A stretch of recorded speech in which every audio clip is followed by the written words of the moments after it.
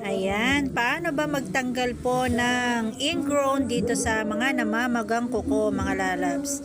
Dahil magana, nakita nyo naman po nakaalsa na. Kaya kailangan natin talagang tanggalin yung kuko na malaki na nakakapit sa kanya.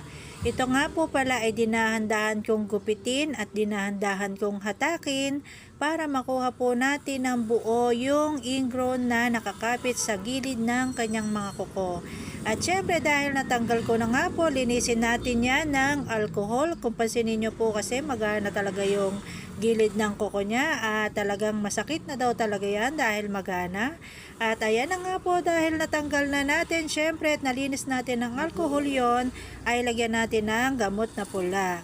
At dito naman po tayo sa kabilang kuko niya. Ayan, mga malalalim na rin po kasi ang kanyang mga kuko. Syempre kailangan dahan-dahan nyo po yung ikakat at dahan-dahan nyo pong itutulak para makuha po ninyo ng buo yung ingrown po na nakakapit sa mga gilid ng mga kuko.